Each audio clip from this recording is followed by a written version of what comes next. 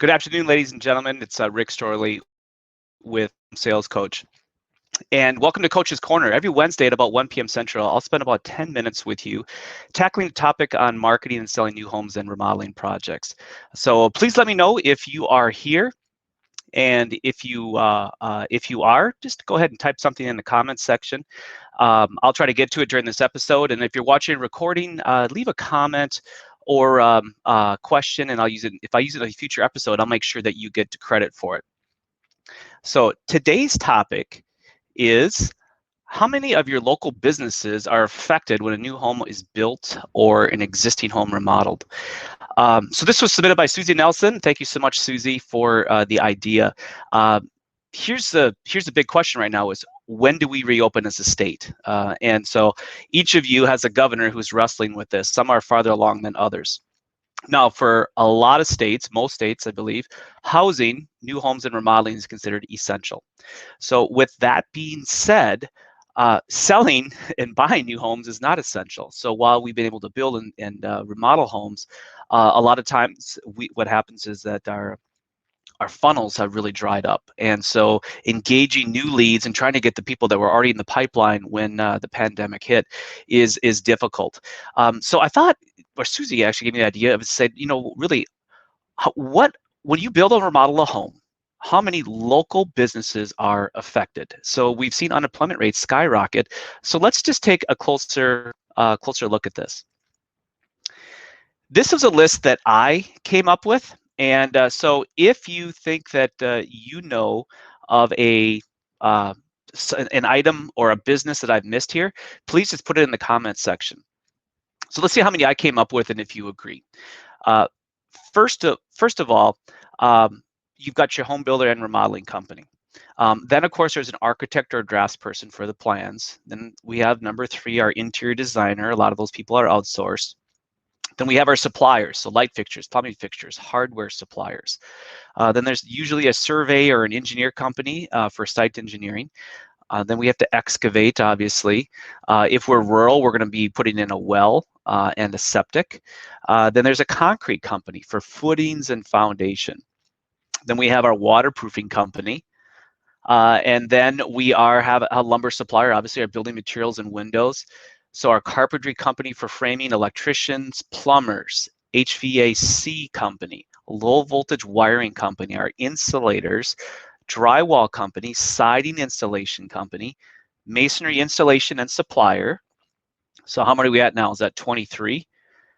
Then we have hard surface flooring companies, millwork supply company, cabinet supply company, millwork and cabinet installers, painting, countertops suppliers and installers, appliance suppliers, cleaning, driveway and landscaping. I came up with 33. And as I'm doing this, I just remembered, you know what? I forgot soft flooring. So there's 34 right there. And you all might have additional suppliers or companies based on local code issues or say things that you put into your homes and new homes and remodeling. It says 33 local businesses that are impacted when one home is sold or remodeled. So I thought, okay, well, let's go a little bit deeper. So we know we have 33, 34, maybe 35 different companies that are impacted in your localities. So now the question is, okay, well, what is the local economic impact of building 100 single-family homes or maybe $1 million in remodeling? And lo and behold, National Association of Home Builders did a housing policy study on this in April of 2015. And so let's take a look here at what they came up with.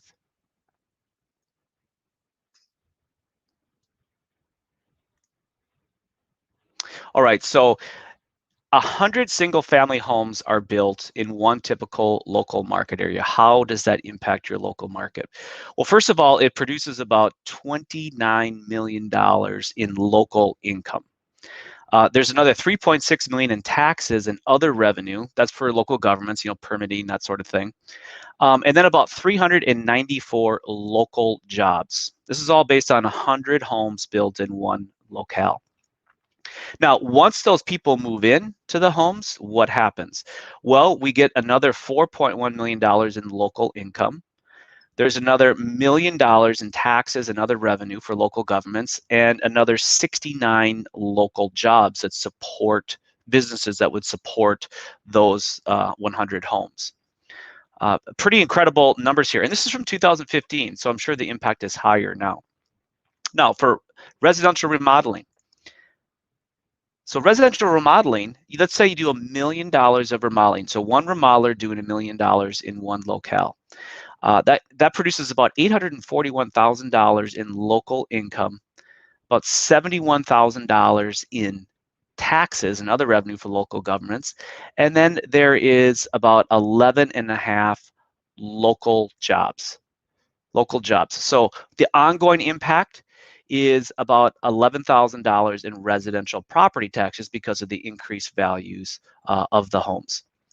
So this is all impacted again by $1 million of remodeling business or 100 single-family homes built. So I wanted to produce this information for you very simply to let you grab this document. And by the way, I will have a link for this document. It'll be below in the comments section after this broadcast is completed.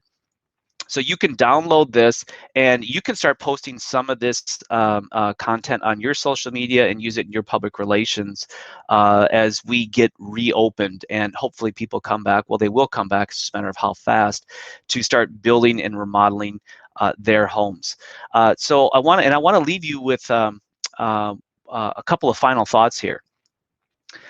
Number one is that if you build or remodel a new home, existing home in your economy, it's a great opportunity to support your local community. So local economies definitely are blossoming when a new home is built or a remodeled home is built. So use this information, put it out on your social media, email it out, Facebook, Instagram, that sort of thing. And the document that I had up on my screen, I'll make sure you have a link. You can download that. It is unbranded.